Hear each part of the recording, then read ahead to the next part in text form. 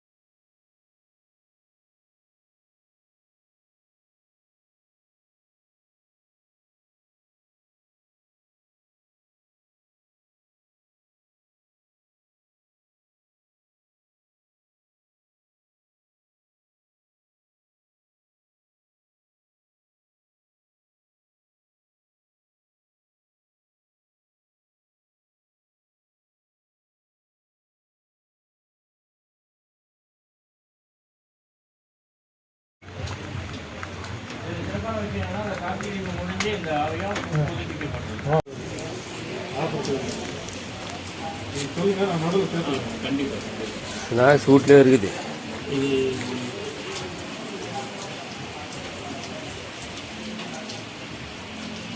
இது வந்து ஒரு தனியார் ஆலயம்.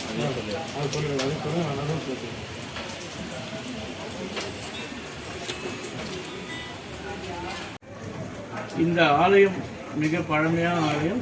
வர கார்த்திகை தீபம் அடுத்த பௌர்ணமியில் இதை வந்து புதிய ஆலயமாக நிர்மாணிக்க இந்த நிர்வாகம் முடிவு பண்ணியிருக்கு. ஸ்ரீ ராமபாதம் ட்ரஸ்ட் என்ற அமைப்பில் இந்த ஆலயம் எழும்ப இருக்கிறது. பக்தர்களும் அன்பர்களும் கலந்து கொண்டு ஸ்ரீ ராமர் அவர்களை பெருமாறு அன்போடு கேட்டுக்கொள்கிறோம். ஜெய் ஸ்ரீராம்.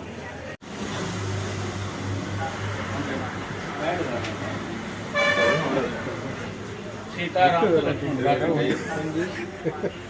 ये पद्धति में श्रीराम पदा बेतपादा इन तमिलनाडु एकशीलम तमिलनाडु श्रीराम पदा कड़क जय श्रीराम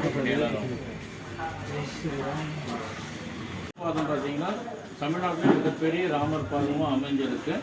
அதுலேயே சிறப்பான விஷயம் ஒரே கல்லால் செய்யப்பட்ட ஸ்ரீ ராமர் பாதம். இது ஹரிஹர ஆலயம்னு சொல்லுவாங்க. மூலவர் சீதா ராமா லக்ஷ்மண் ஆனந்தமாக இருக்காரு, வச்சுக்கோங்க.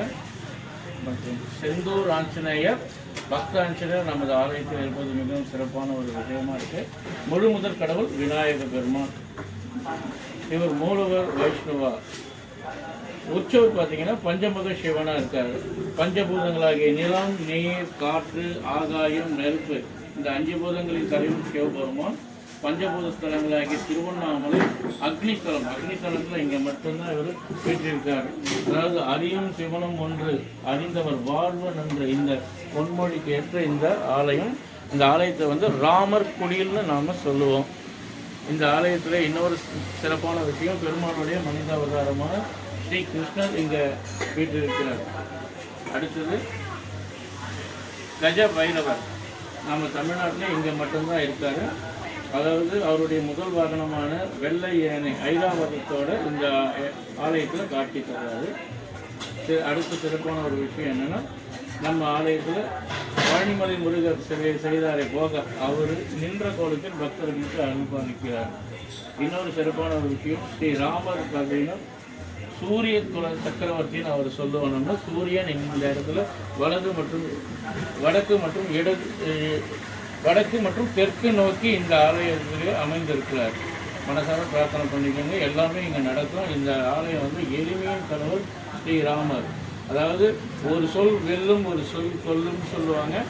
ஸ்ரீ ராமருடைய பட்டாபிஷேகம் 6 மணி நேரத்துக்கு முன்னாடி கைகேயி தசரத சக்கரவர்த்திகிட்ட தான் கேட்ட வரத்துக்கு பலனாக உன்னுடைய மகன் காலாளனும் என்னுடைய மகன் வரணும் நாளாளனும் சொன்னாங்க. அதனால் அந்த வரத்தை அவர் கொடுத்து 6 மணி நேரத்தில் தன்னுடைய ராஜபோக வழங்கியை விட்டு வனத்திற்கு சென்றார். அந்த ஞாபகமாக இந்த ஆலயம் அமைக்கப்பட்டது. இந்த ஆலயம் சிறப்பான முறையில் புதிய கோயில் இப்போது கார்த்திகை தீபம் கழித்து இந்த ஆலயம் புனரமைக்கப்படுகிறது. அதனால் பக்தர்களும் அன்பர்களும் மெய் அன்பர்களும் சிறப்பான முறையில் பங்கெடுக்குமாறு அன்போடு கேட்டுக்கொள்கிறோம். ஜெய் ஸ்ரீராம்.